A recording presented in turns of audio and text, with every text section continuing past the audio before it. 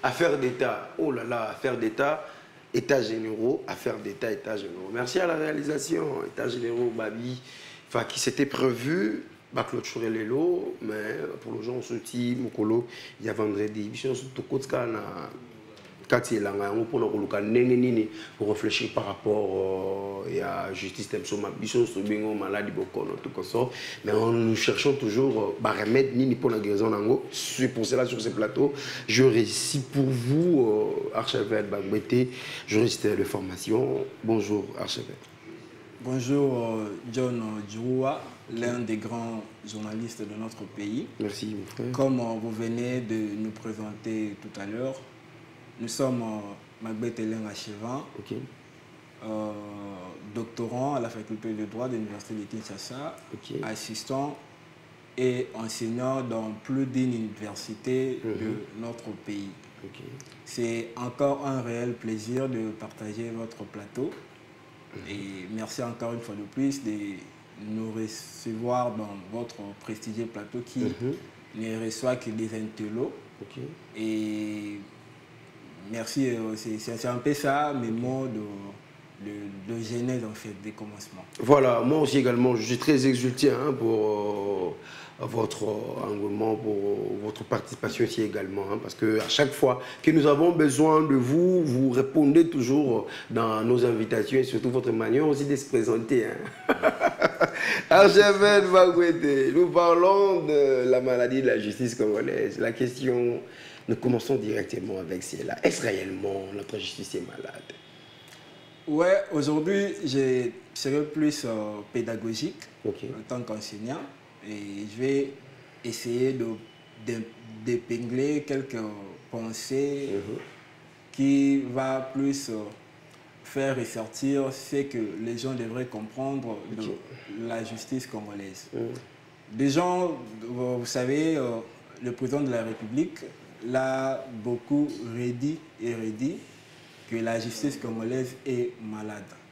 Dans ses différentes sorties médiatiques, le président a épilogué tant de fois que la justice est malade, et puis il y a même l'une de ces sorties où il a décidé de pouvoir mettre son nez, je crois bien dans l'affaire des journalistes, qui c'est Boujakir Astad, voilà. Oui, je me souviens encore de ses propos, pour dire que notre justice souffre un peu de certaines maladies. Mais vous savez, dans la maladie, il y a toujours des causes pathologiques. Il y a des éléments qui causent la maladie. Et comme vous le savez, si vous avez peut-être la malaria, la malaria vient de piqûres des anophèles, en fait. Vous voyez, de moustiques qui vous piquent et puis vous avez la maladie.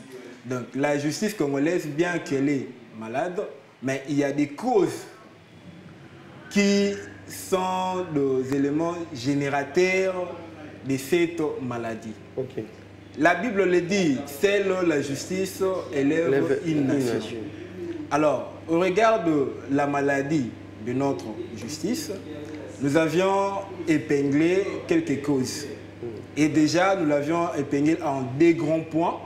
Dans le premier point, d'après moi, je l'ai nommé les causes externes à l'organe de gestion de la magistrature. Parlant de l'organe de gestion de la magistrature, là, nous avons le Conseil supérieur de la magistrature. Et les causes externes, je touche plus le gouvernement. Comme vous le savez, il y a trois sortes de pouvoirs. Le pouvoir législatif, le pouvoir exécutif et le pouvoir judiciaire. Alors, les trois pouvoirs sont scindés, séparés, et chacun est indépendant, bien que la séparation ou l'indépendance n'est pas de manière absolue.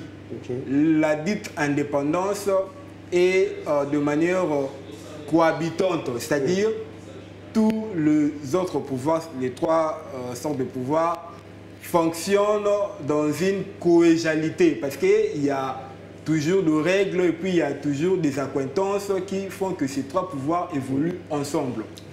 Alors, Le pouvoir judiciaire est dévolu aux cours et tribunaux, tel que prédit, ou soit tel que disposé dans l'article 149 de la Constitution du 18 février 2006, tel que révisé à ce jour. Le pouvoir judiciaire est géré par le Conseil supérieur de la magistrature. Mais il y a tout un ministère qui gère la justice congolaise. Et le ministère de la Justice et garde des Sceaux relève de la compétence du gouvernement. Et le gouvernement, c'est le pouvoir exécutif. Le pouvoir exécutif de notre pays est bicéphale, c'est-à-dire à deux têtes. Il y a le président de la République et le gouvernement qui est échapeauté par le Premier ministre qui conduit la politique du pays conformément à l'article 90 de la Constitution, avec en concertation, dirais-je, de la politique générale, ou soit de l'idéologie ou de la vision du président de la République. Alors, les causes externes de l'organe de gestion de magistrats, c'est le gouvernement qui devrait s'en occuper à travers le ministère de la Justice. Dans la justice, il faut voir un tout où il y a les magistrats, il y a le membre des sociétés civiles qui sont la population, il y a le gouvernement qui est du pouvoir exécutif qui doit mettre une politique de justice dans le pays. La justice malade, parmi les causes de cette maladie, il y a le gouvernement congolais. Et le gouvernement congolais, là, on voit le ministère de la Justice, le Premier ministre et le président de la République. Notre justice, sur le plan externe, souffre des influences politiques. Des influences politiques. Premièrement, les influences politiques. Ces influences causent cette maladie de la justice. Ces influences font de la sorte que la justice ne puisse pas mieux fonctionner. Déjà, vous avez... bon, je ne suis pas contre les détourneurs. Je suis contre les détourneurs, si je pourrais bien le dire. Je suis tellement contre les détourneurs parce que c'est suite à l'ère différents détournements que les pays croupissent encore dans la misère jusqu'à ce jour. Mais il y a des membres du gouvernement, donc des politiciens, si je pourrais les qualifier ainsi, qui s'interfèrent dans la justice en intimant des ordres auprès de magistrats pour museler certaines instructions. Nous savons que l'article 149 a donné le pouvoir de l'injonction auprès du ministre de la Justice à l'égard du procureur général pour la Cour de cassation. Ce pouvoir est même reconnu dans l'article 70 de la loi de l'OCJ de 2013, qui dit que le ministre de la Justice a le pouvoir d'injonctionner le procureur général pour la Cour de cassation pour initier ou ouvrir une action en justice à l'égard d'une telle ou telle personne. Là, c'est le pouvoir d'injonction reconnu. Mais les influences politiques partent au-delà de ces pouvoirs reconnus au ministère de la Justice. Actuellement, il y a un des avocats qui avait saisi le procureur général près la Cour de cassation pour demander la suite des infractions à l'égard de l'ex-ministre des Finances, Nicolas Kazali. Nous avons vu le communiqué du PG en disant que le ministre a été disculpé de ces différentes infractions. Mais on ne sait pas par quelle magie. Bien sûr que dans l'instruction préparatoire, l'officier du ministère public a cette large compétence. Et puis c'est à lui, sur base du principe de l'opportunité de poursuite, de dire que les infractions sont bien fondées ou non pour demander au juge de fixer la date d'audience. Mais nous savons que dans cette affaire, le monsieur n'était pas le seul accusé. Dans cette affaire, il y avait des co-accusés, des co-auteurs. Il n'était pas le seul. Alors si lui, il a été disculpé, quid des autres co-accusés? Conformément aux articles 21 et 23 du code, du code pénal congolais. Quid de ses co-auteurs? Parce qu'il n'a pas agi seul, c'est lui qui a décaissé l'argent. Mais comment est-ce que l'argent s'est réparti? Comment? La traçabilité. Et si vous suivez bien intérieurement, il y a une influence politique. Et cette influence fait partie des causes de la maladie de la justice. La deuxième cause, c'est le manque de moyens financiers à l'égard des magistrats. Les magistrats sont là, bien qu'ils jouissent d'un statut un peu particulier, donc ils ne sont pas des fonctionnaires de l'État. Ils ont toute une autre législation qui régit leur fonctionnement et autres. Nous avons déjà la loi de 2006 sur le magistrat et puis la loi organique sur le Conseil supérieur de la magistrature qui gère le magistrat. Mais les magistrats dépendent du pouvoir exécutif par le ministre de la Justice. C'est le ministre de la Justice et garde des Sceaux qui doit veiller sur comment se déroule la justice dans notre pays. Mais le ministre doit nous dire dans quelles conditions de vie nos magistrats travaillent. Là, ce sont des causes externes à la magistrature. Parce que ce n'est pas le magistrat lui-même qui doit faire de la sorte pour améliorer sa condition. C'est le ministère de la Justice, par le conseil de gouvernement et autres, il doit présenter les desiderata de membres du Conseil supérieur de la magistrature, qui sont le magistrat. Donc, à chaque réunion du Conseil supérieur de la magistrature, le magistrat donne des desiderata qui transmet au ministère de la Justice pour le présenter lors du Conseil de ministres, pour que cela soit discuté dans le gouvernement et qu'il y ait prise de solutions. Mais quelles sont les conditions de travail de nos magistrats à ce jour? C'est là l'une des deuxièmes causes de la maladie de la justice congolaise. Et puis, troisième cause, si je pouvais citer encore, nous avons, je dirais, le manque de formation auprès de magistrats. Des magistrats, Je suis presque tous les jours aux États généraux de la justice. Je suis participant. J'ai eu à écouter les cogitations de différents intervenants, c'est-à-dire les conférenciers, les différents professeurs des universités, les éminents avocats. J'ai même suivi les discours du bâtonnier national, Maître Chebele et autres.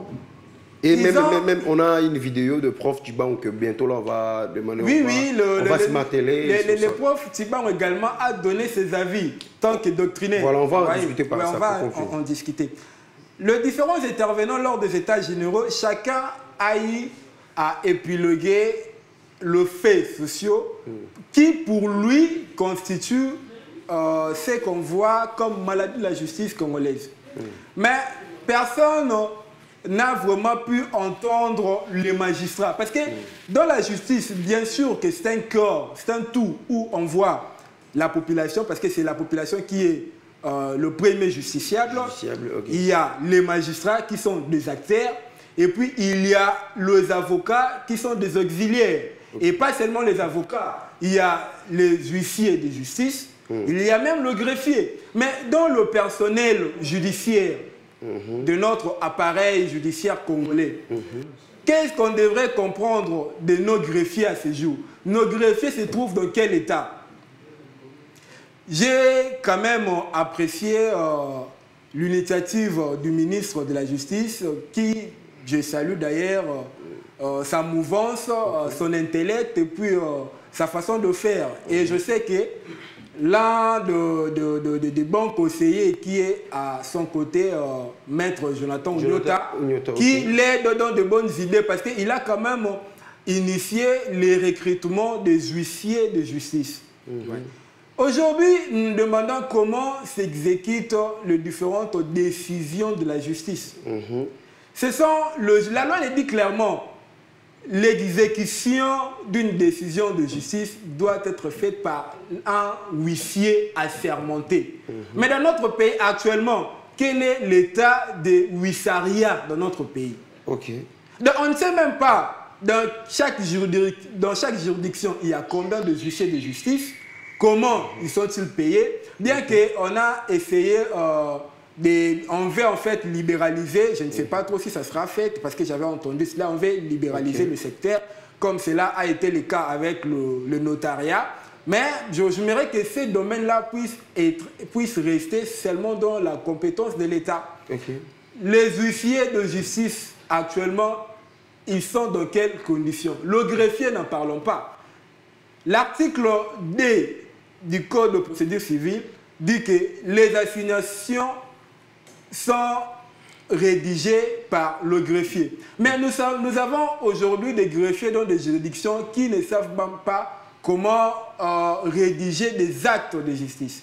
Okay. Des greffiers qui ne savent pas comment rédiger des assignations. Maintenant, ce manque de formation, vous voulez que la justice puisse évoluer, comment cela va évoluer? Okay. Donc ce sont des causes de la maladie. La maladie, il ne faut pas seulement voir la corruption, parce qu'aujourd'hui, tout le monde crie sur la corruption dans le monde judiciaire. Oui, okay. Là, je le reconnais. La corruption, ce n'est pas seulement dans la justice, presque dans tous les domaines de notre pays actuellement. Okay. La corruption gangrène. Dans tous les secteurs. Dans tous les secteurs. Que ce soit dans la vie publique, que ce soit dans la vie privée, la corruption est partout. Vous voulez gagner un marché public, vous devez corrompre.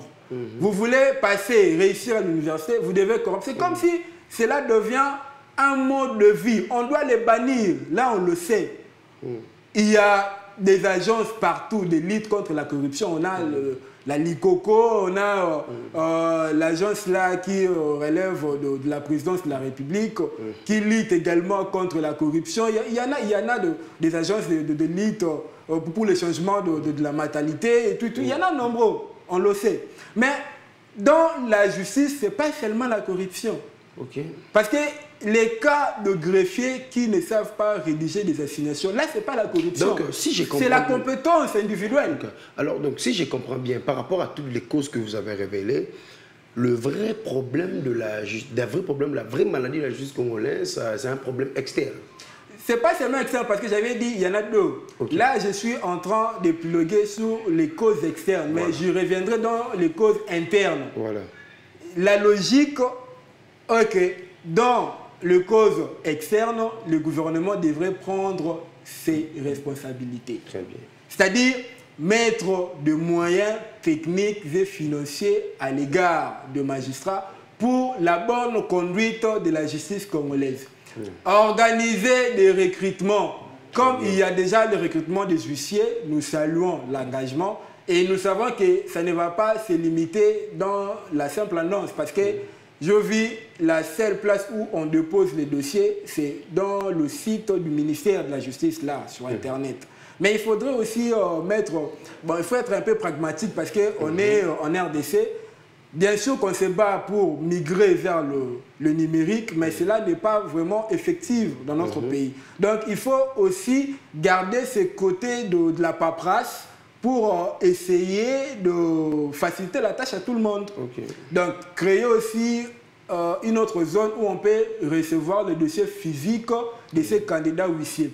Organiser également le recrutement des greffiers. Compétents, je le dis bien, compétents. Okay. Des greffiers qui peuvent en fait aider les juges dans leur mission de tous les droits, tels que reconnus dans l'article 153 de la Constitution.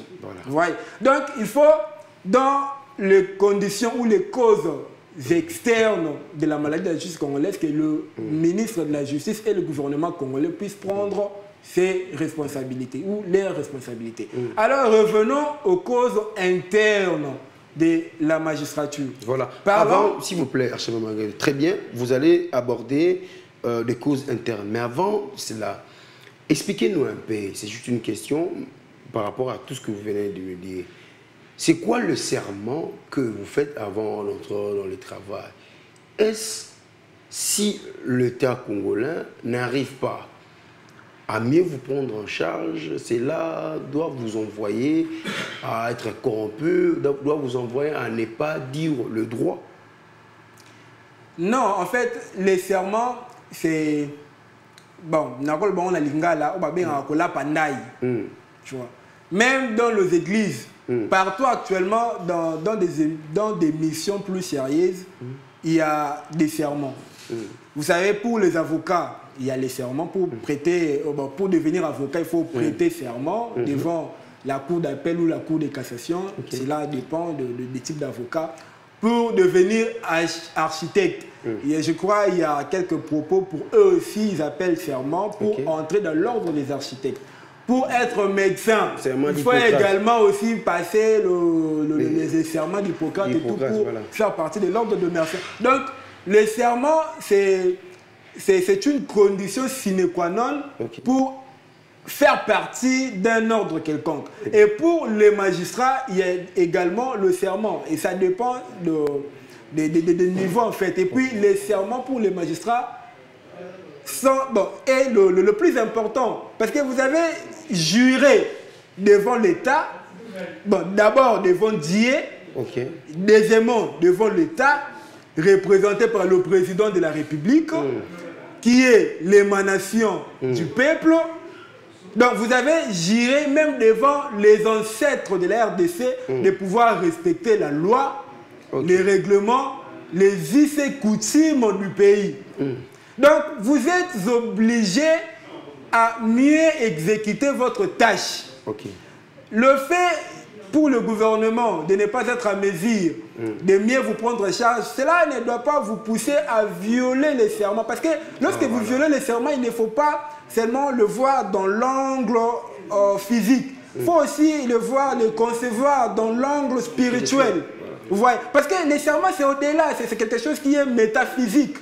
Où vous avez juré avec les ancêtres de pouvoir respecter les différentes lois du pays. Rendre la justice comme il le faut. Mais malheureusement, dans notre pays, les serments, c'est juste parce qu'on l'a prévu. Vous voyez, le fait parce qu'on l'a prévu, on nous a dit que je ne peux pas devenir magistrat si je ne prête pas serment. Vous voyez? Donc, cela n'est plus une chose ancrée, cela n'est plus sacré. On l'a désacralisé. Les gens ont maintenant l'habitude, parce que lorsque vous prenez le pot de vin, la corruption, donc Kanyaka, vous voyez, c'est ça, violer votre serment. Parce que les serments vous interdisent ce genre de comportement. Mais lorsque vous le faites, même aux avocats, vous prêtez serment de respecter la loi et les règlements du pays. La loi interdit la corruption. Mais vous-même, vous êtes le premier acteur à aller voir le juge pour leur donner des pots de vin et pour qu'ils rendent des décisions à votre faveur. Mais c'est ça aussi, violer votre serment. Vous voyez, donc moi je dirais... les conditions de vie ne peuvent pas vous permettre de violer votre serment. Parce que si vous violez votre serment, ce n'est pas seulement à l'égard de votre personnalité, à l'égard de votre personne physique, mais c'est aussi dans un esprit, je ne sais même pas, un esprit qui ne respecte pas les ancêtres du pays, qui ne respecte pas la RDC, qui ne respecte pas vos aïeux. Qui ne respecte même Dieu, le Dieu que vous le Dieu qui vous a créé, c'est ça. Parce que lorsque vous faites le serment, vous jurez devant Dieu premièrement. Donc voilà. Et maintenant vous pouvez nous donner des causes internes qui rendent Jésus malade. J'étais tantôt disant que les causes internes se plus dans le Conseil supérieur de la magistrature. Parce que c'est là où je vais plus marteler. C'est le Conseil supérieur de la magistrature qui est l'organe disciplinaire de magistrats. Sur ce, on peut prendre la vidéo et puis nous en revenir. Oui, évidemment, si cela nous posera. Voilà, Dieu merci beaucoup. Tu peux nous proposer la proposition du professeur Chibangu Kalala qui a proposé la suppression du Conseil supérieur de la magistrature et le remplacer par les conseils supérieurs de la justice. Dieu merci, nous prenons cette vidéo et puis nous allons revenir pour continuer avec Archevêque Mbamete. Il faut supprimer le Conseil supérieur de la magistrature et le remplacer par le Conseil supérieur de la justice.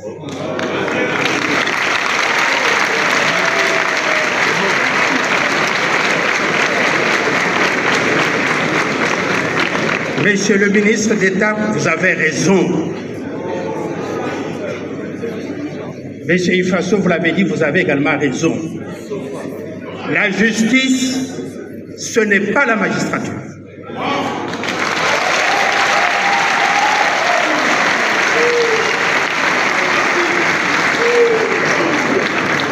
La justice, c'est une fonction régalienne de l'État congolais. Ce n'est pas une fonction de ces fonctionnaires qu'on appelle magistrats et qui sont des gens respectables. Il faut supprimer le Conseil supérieur de la magistrature et le remplacer par le Conseil supérieur de la justice.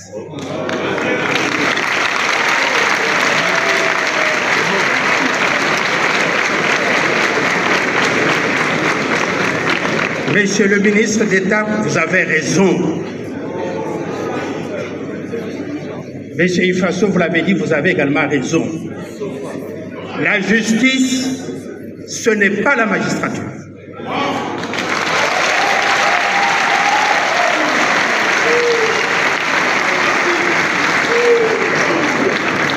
La justice, c'est une fonction régalienne de l'État congolais. Ce n'est pas une fonction de ces fonctionnaires qu'on appelle magistrats et qui sont des gens respectables. Il faut supprimer le Conseil supérieur de la que Dimas Mokouma nous a proposé, la proposition du professeur Chibango. Archevêque Bango, vous étiez en train d'évoquer déjà le problème, les causes internes par rapport à la maladie de la justice congolaise, et en même temps aussi vous pouvez aussi nuancer par rapport à la proposition de cet éminent professeur. Ouais, j'étais tantôt disant que j'étais déjà dans le deuxième point de mon allocution sur les causes internes de la maladie de la justice congolaise. Alors, en parlant des causes internes, j'étais plus... Je martèle plus sur les conseils supérieurs de la magistrature, qui est l'organe disciplinaire et même de gestion de magistrats. Avant de continuer sur cet angle, je voudrais un peu revenir sur ce qu'a proposé le professeur Chibango. Okay. En fait, moi, bon, lui, il est doctrinaire. C'est un scientifique d'une grande renommée. Il a beaucoup écrit et tout. Je ne suis pas contre ses avis, parce que là, ce ne sont que ses avis et sa proposition. Mais de mon côté, je ne suis pas d'accord avec son avis de supprimer le Conseil supérieur de la magistrature pour créer le Conseil supérieur de la magistrature, le Conseil supérieur de la justice. Okay. Vraiment, à mon égard, je suis contre cette opinion. Pourquoi? Parce que le Conseil supérieur de la magistrature est l'organe qui gère le magistrat. Pourquoi vous voulez intégrer tout le monde pour créer de la zizanie? Nous connaissons bien la mentalité de l'homme congolais. Avec l'influence politique qu'a nos politiciens dans la justice, et puis les intégrer encore à un nombre important au sein du Conseil de la justice, bon, pour créer le Conseil de la justice, sera encore une bouillabaisse qu'on va mettre pour, donc je ne sais même pas, pour enterrer la justice congolaise. Parce que, regardez, la justice congolaise, ou soit le Conseil supérieur de la magistrature, est géré par les magistrats. Mais il y a toujours de bric-à-brac à l'intérieur. Alors si on y mixait encore tous les autres acteurs là que le prof a cités pour faire partie du Conseil de la justice, ça sera l'enterrement de la justice congolaise, parce qu'il y aura des influences plus pures. Vous savez, lorsque une personne a le pouvoir de sanction sur vous, il peut directement vous contrôler. Lorsqu'il vous demande un service, peut-être rendez une décision dans telle affaire en ma faveur que vous refusez et que la personne là sait qu'il a le pouvoir de sanction sur vous, il va créer des histoires pour vous sanctionner inutilement. Et là, on le sait, la mentalité congolaise n'est pas encore assez mûre pour aller dans de risques pareils, de créer un conseil de la justice où on intègre tout le monde et puis créer des bouillabaisse inutiles. Là, moi, je ne suis pas d'accord. Le conseil supérieur de la magistrature devrait rester pour les magistrats. S'il faudrait peut-être intégrer quelques membres, d'après moi, je propose ou j'estime qu'on peut intégrer peut-être le président de la République dans sa casquette du magistrat suprême. On peut l'intégrer, qu'il fasse partie du Conseil supérieur de la magistrature avec un pouvoir d'avis seulement. Parce que si vous lui donnez le pouvoir des sanctions ou autre, ça va violer même le principe de l'indépendance ou de la séparation de ces trois pouvoirs. Le président de la République relève du pouvoir exécutif. Et si vous l'intégrez dans le Conseil supérieur de la magistrature, c'est-à-dire il viole, il piétine les compétences du pouvoir judiciaire. Et dans ces cas, s'il a encore l'autorité de la sanction à l'égard de magistrats, là, c'est la mort directement. Parce que la justice ne va même plus exister. Parce que nous savons les différentes influences politiques. Là, on ne peut pas le nier. Nous savons les différentes influences politiques qui s'exercent en matière de la justice. Alors, si on s'hasarde d'annexer n'importe qui dans le Conseil supérieur de la magistrature, je vous jure que notre justice sera enterrée. Donc, on laisse le Conseil supérieur de la magistrature géré par le magistrat et qu'on puisse peut-être, s'il y aura réforme, intégrer le président de la République dans sa qualité ou dans sa casquette du magistrat suprême pour qu'il puisse donner parfois des avis dans certaines questions de magistrats. Donc là, c'est mon point de vue. Alors, revenons sur les causes internes où je parlais du Conseil supérieur de la magistrature. C'est lui, en fait, le Conseil qui est l'organe disciplinaire de magistrats. Il faut renforcer la sanction. Ce qui tue notre justice, c'est le manque de sanctions à l'égard de magistrats. Et comme c'est le Conseil supérieur de la magistrature qui est présidé par le président de la Cour constitutionnelle, doit amplifier le pouvoir des sanctions. Vous savez, aujourd'hui, nos juges ne respectent même plus la loi. Pourtant, cela leur est obligé dans l'article 153 de la Constitution pour dire que dans leur mission de dire le droit, le juge n'est soumis qu'à l'autorité de la loi. Et la loi dit clairement que le délai pour le rendement de la décision judiciaire est de 8 jours. Et aujourd'hui, on a des juges qui font, vous verrez même 12 mois, donc une année avec une affaire sans pour autant rendre la décision. Pourquoi? Parce qu'ils attendent que les partis puissent lui apporter de l'argent, de production de pots de vin. Vous voyez? Alors, de tels actes ou de telle manière de gérer la justice congolaise, le Conseil supérieur de la magistrature devait sanctionner fortement ce genre de magistrats. Nous avons aujourd'hui cette façon de coter. Pour qu'un magistrat monte en grade, il y a l'écotement qui se fait. Donc vous devez être coté durant, je crois, 2 ou 3 ans. C'est prévu dans la loi sur la magistrature de 2006. Le magistrat doit être coté par son supérieur pour monter en grade. Alors, le supérieur dans lequel on a mis de magistrats sous son autorité devrait exercer la dite compétence. Pourquoi les supérieurs aujourd'hui ne le font pas? Nous avons partout de présidents des juridictions, le président du tribunal de paix, le président du tribunal de grande instance, le président de la Cour d'appel et le premier président de la Cour de cassation. Pourquoi ces membres n'exercent pas l'autorité à l'égard de leurs subalternes, donc de magistrats qui viennent après eux? Parce que lorsque vous distribuez des dossiers auprès des magistrats et que vous voyez ces magistrats n'arrivent pas ou ces juges n'arrivent pas à mieux rendre des décisions, il faut les sanctionner. Ou soit il faut le mal côté et puis le mettre à côté. Soit faire les rapports à l'hiérarchie, au Conseil supérieur de la magistrature qui va proposer même sa suspension ou soit qu'on puisse les renvoyer de la magistrature. C'est ça. Donc les autorités hiérarchiques qui sont établies dans nos juridictions aujourd'hui n'exercent pas le pouvoir de contrôle auprès de leurs subalternes. Et c'est ce qui cause encore grandement cette maladie de la justice congolaise.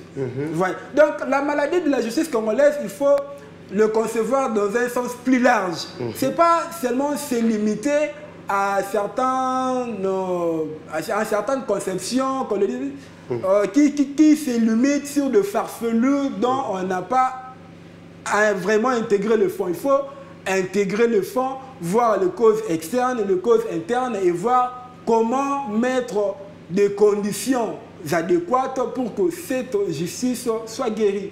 Voilà, avec toutes les conséquences et causes que vous avez proposées, vous avez fait montrer face aux téléspectateurs et en même temps à tous ceux-là qui nous regardent dans ce moment, parce qu'il y a plusieurs personnes qui nous écrivent déjà, êtes-vous sûr que tout ce que vous avez évoqué peut être réglé dans les états généraux? Là, c'est la première question. Si réellement cette justice est malade, est-ce que c'est dans cette manière qu'il faut chercher à les traiter? Pourquoi l'extravagance? Pourquoi ne pas travailler en profondeur au lieu de faire monter aux gens qu'on a besoin d'échanger la justice, il faut faire appel aux médias, tout ça? Parce que plusieurs personnes fustige, Constant Moutamba, c'est un fanfaron, ils veulent faire des choses pour qu'on lui voit, avec toutes ces choses-là. Que je pouvais répondre par rapport à cela? Merci. Il y a deux questions. Pour la première question, je dirais, bon, je salue premièrement cet esprit qui anime le président de la République, son Excellence Félix Antoine Tshisekedi. C'est quand même, on peut le reconnaître quand même parmi...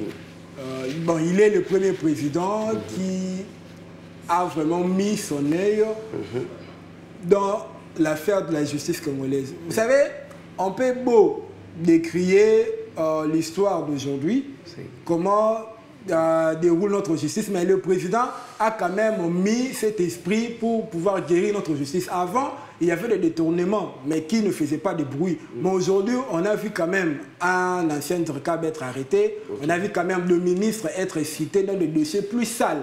Quand même, je salue cet engagement du président de la République. Et deuxièmement, je salue également cet esprit jeune qui se trouve dans le corps du ministre Constant Moutamba, qui est quand même l'espoir pour un avenir radieux pour les Congolais.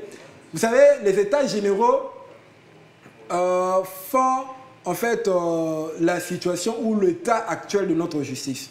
Alors, ces États généraux, ce que je fustige un peu, c'est le manque plus de la considération de magistrats. Parce que dans la justice, bien sûr qu'il y a plusieurs autres acteurs, mais le premier acteur, les personnes qui nous ont amenés à organiser même ces états généraux sont les magistrats. Alors on devrait mettre en premier lieu les magistrats. Mais j'ai vu tant des intervenants sont des professeurs qui donnent des théories qu'ils enseignent dans les universités. Sans vivre la pratique. Or, les avocats et les magistrats devaient être le premier acteur ou intervenants dans ces états généraux parce que c'est eux qui connaissent plus la maladie de la justice congolaise. C'est eux qui connaissent la corruption qui se passe dans la justice congolaise. Tous les couloirs, comment voir le juge, comment discuter avec l'avocat, comment faire appel au parti, comment...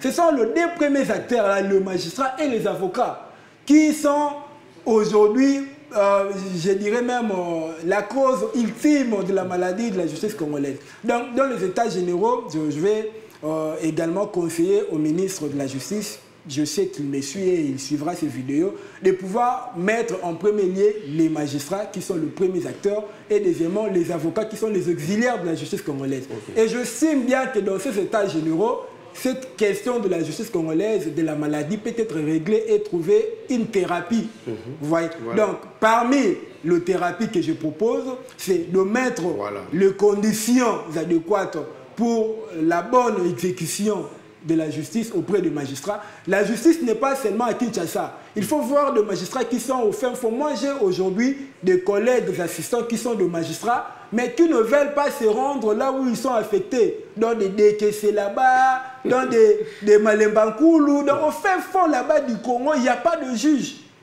Il il n'y a pas de magistrat. Pourtant, c'est le Congo. Et la justice concerne également. Ce n'est pas seulement à Kinshasa où les yeux sont braqués. Parce qu'il y a la circulation de l'argent. Ouais, mais il faut aussi voir ceux qui sont au fin fond du Congo. C'est ça, en fait, le Congo doit être l'affaire de tous. On ne peut pas se résumer à une fièvre quelconque pour étaler nos desiderata. Il faut considérer tout le monde. La population qui se trouve à Ituri, dans le Djougou là-bas, dans le fin fond, la population qui se trouve dans le nord Kivu, le sud Kivu, ils ont aussi besoin de la justice. La population, le pygmée qui se trouve dans les fins fonds de la forêt tropicale là-bas, ils ont aussi besoin de la justice congolaise.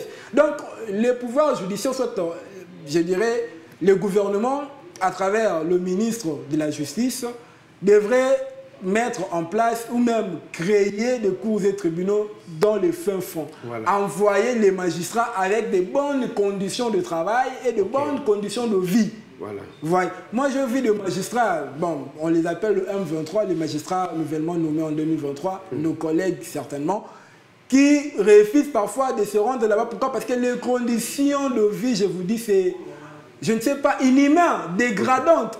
Vous voyez? Donc, le pouvoir exécutif surtout, parce que c'est lui qui doit prendre en charge le pouvoir judiciaire, doit mettre en place des conditions adéquates pour permettre aux magistrats de bien fonctionner. Donc, vous espérez, après les États généraux, que la justice congolaise doit être guérie?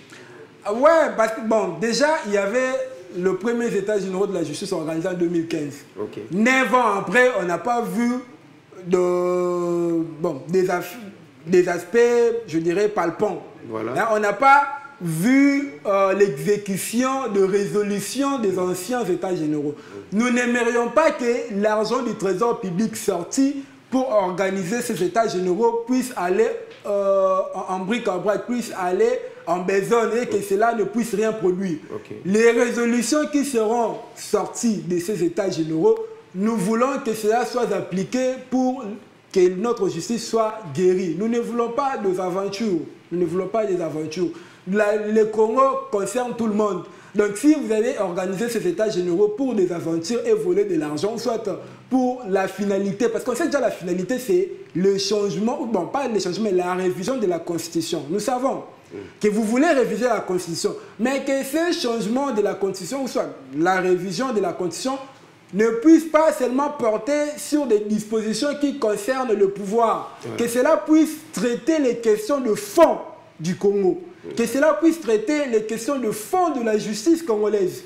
Parce qu'il y a actuellement aussi cette incongruité qui se déroule entre le parquet, on ne sait plus, les gens dans les États généraux, les intervenants, les différents professeurs, se sont demandé les parquets relevés du pouvoir exécutif ou du pouvoir judiciaire. Vous voyez pourquoi? Parce qu'il y a des articles de la Constitution qui se contredisent. Il y a l'article 149, l'article 152 et tout qui se contredisent. Donc on ne veut plus ça. S'il y aura une révision de la Constitution qui est sur des dispositions bien déterminées. Nous avons l'article 165 de la Constitution qui reconnaît à la Cour constitutionnelle de juger le président et le Premier ministre en place. Mais on ne sait pas qui devrait juger l'ancien Premier ministre. Pourquoi? Aujourd'hui, vous avez constaté avec moi l'histoire de Matata Ponyo. On ne sait plus quelle est la juridiction compétente. Pourquoi? Parce qu'il avait commis le fait pendant qu'il était encore Premier ministre.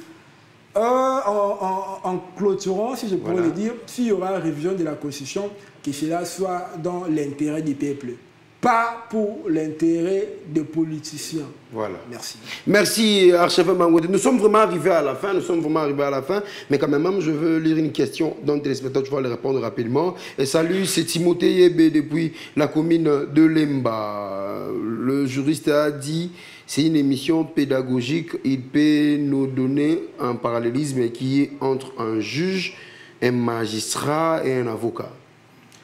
En fait, si je pourrais bien vous répondre, entre le juge et le magistrat, il y a une petite nuance. Voilà.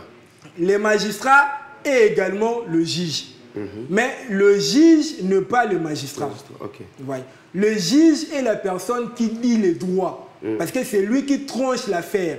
Pourtant, dans le magistrat, dans ces concepts-là, le magistrat, nous avons le magistrat du siège et le magistrat du parquet. Les magistrats du parquet sont les officiers du ministère public. Donc, vous appelez les procureurs généraux, les premiers substituts des procureurs généraux, les substituts, les avocats généraux et autres. Ce sont des magistrats du parquet. Et puis, on les appelle également des magistrats debout. Le deuxième magistrat, c'est le magistrat du siège, qu'on appelle maintenant le juge. Parce que c'est lui qui siège dans la composition et puis ils sont appelés à dire le droit conformément à l'article 153 de la Constitution. Et puis un avocat, c'est un auxiliaire de la justice. Un avocat, c'est celui qui accompagne le client pour que la justice soit rendue. Donc il plaide pour l'intérêt de son client, il assiste ou il plaide et puis il peut même mettre des conclusions à l'égard de son client. Et puis ils sont régis par des lois différentes. Ouais.